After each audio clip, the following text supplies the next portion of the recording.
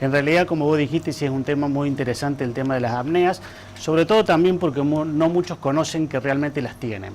Lo primero que podremos decir sobre la apnea, que las apneas es un problema de índole respiratorio con problemas o con consecuencias sobre la parte clínica del paciente y sobre la parte psiquiátrica del paciente. Las apneas es cuando, sobre todo estamos hablando de las apneas del sueño, evidentemente, es cuando alguien está durmiendo y mientras duerme se produce una oclusión de la vía aérea respiratoria, la parte respiratoria, o se produce una mala información desde el cerebro hacia los músculos de índole respiratorias. La primera se llama apnea obstructiva y la segunda se llama apnea central. Por supuesto, los tratamientos son totalmente distintos. En la primera diapositiva vamos a ver, en la siguiente, si el director nos acompaña, vamos a ver una situación en donde esta es una respiración normal, es decir, la vía aérea está totalmente abierta sin ningún tipo de problemas. Acá se presentan ronquidos cuando se produce una disminución del calibre a donde el aire va pasando. Recordemos que el aire cuando pasa, si se produce una pequeña oclusión, en realidad empieza a salir de manera turbulencia, entre uno de los casos generando un ruido bastante molesto que es el ronquido. Y por supuesto, por último, la apnea cuando se produce, en este caso, una obstrucción total. Es decir, nosotros podemos tener ronquidos sin necesidad de tener apneas, pero generalmente cuando hay apnea ya hemos tenido como síntoma el ronquido previo, lo cual nos está delatando que tenemos un problema de índole respiratoria con las consecuencias que ya vamos a ver. En la siguiente diapositiva vamos a ver cuáles son las causas. Una de ellas, por ejemplo, es el maxilar inferior corto. Maxilar inferior corto significa que normalmente el maxilar inferior, cuando nosotros estamos durmiendo y nos tendemos a relajar, se tiende a ir un poco para atrás, con lo cual produce una oclusión de la vía aérea mientras dormimos. Formas del paladar, normalmente el paladar empieza a vibrar con el pasaje del aire, lo cual obviamente eso genera un ronquido y una alteración, o como dije recién, el aire pasa de manera turbulenta, ¿no? De manera laminar. La obesidad es una de las causas. Normalmente las personas obesas tienen cuello y lengua grande. Ese es un prodromo o en realidad un agravante que tienen normalmente las personas, porque la mayoría de las personas que sufren apnea tienen tendencia a la obesidad o al sobrepeso, con lo cual obviamente hay que tratarlo. Las amígdalas y las adenoides grandes, las amígdalas están un poquito más abajo, las adenoides están por la vía aérea superior, las amígdalas están en la parte posterior del paladar de la boca. Si están muy grandes, esas pueden ocluir parcial o totalmente la respiración mientras dormimos, y el dormir boca arriba obviamente que nos perjudica si nosotros somos roncadores o si tenemos apnea. El dormir de costado en realidad, insisto, es como una especie de atenuante. No estamos solucionando el problema, pero obviamente que vamos a roncar y a tener menos cantidad de apneas. En la siguiente diapositiva vamos a ver las consecuencias que esto nos puede traer. Como recién yo dije, nos puede traer consecuencias clínicas y consecuencias psiquiátricas. Con respecto a las consecuencias clínicas, recordemos que quien sufre de apnea tiene más probabilidad de tener infarto agudo de miocardio, accidentes cerebrovasculares, hipertensión. Por supuesto, no significa que aquel que ronca o tiene apnea va a tener necesariamente un infarto, pero está más propenso a tenerlos.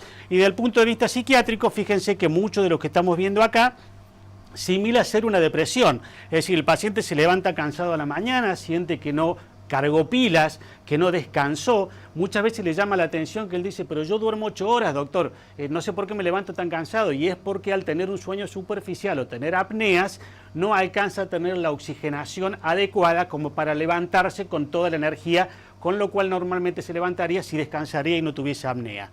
Somnolencia diurna, es muy común que las personas empiecen a dormitarse mientras están trabajando en su escritorio, o si son viajantes y tienen que conducir, lo cual es bastante peligroso cuando alguien tiene apnea.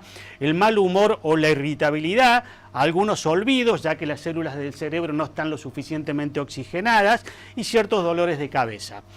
En la próxima diapositiva vamos a ver un poco cuáles son los tratamientos, pero en realidad antes de llegar a estos tratamientos yo quería plantear que a veces es muy difícil, a pesar de que hay medios para descubrir si uno sufre o no de apneas.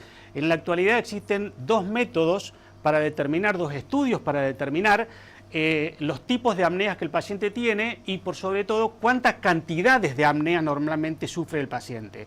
Un estudio se llama polisomnografía y el segundo estudio se llama somnografía del sueño, o perdón, poligrafía del sueño.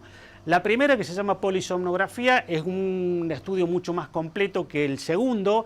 En realidad al paciente le hacen un electrocardiograma, un electroencefalograma, un electromiograma y otras características que normalmente le cubren. El paciente tiene que estar internado por una noche, dormir en una clínica, con un control de un médico que está con la computadora controlando permanentemente durante la noche.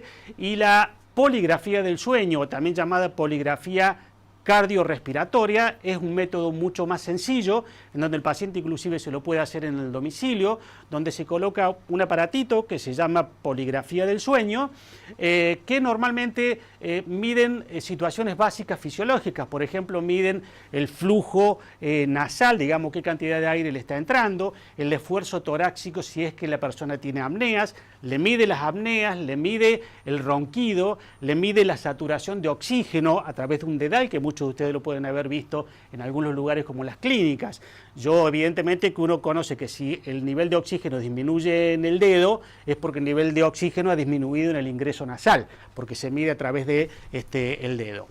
Ese estudio se llama poligrafía del sueño, como dije recién, y es un poquito más simplificado, digamos, que el primero.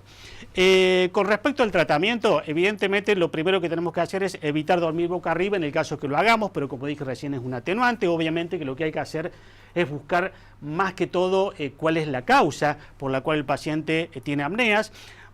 Bajar el exceso de peso, evitar alcohol o somníferos. Esto es muy importante porque si la persona tiene una apnea obstructiva, como acabo de decir, no central, sino obstructiva, los somníferos o los inductores del sueño o los tranquilizantes para dormir tienen una contraindicación relativa. En el caso que la apnea sea central, existe otro tipo de tratamiento. Después tenemos también los CPAP. Los CPAP es una presión de oxígeno permanente, todo lo que nosotros conocemos como que la persona se coloca una especie de mascarilla en la boca y la nariz, con una manguera que va a un motorcito, a una máquina, en donde le va mandando presión positiva permanentemente.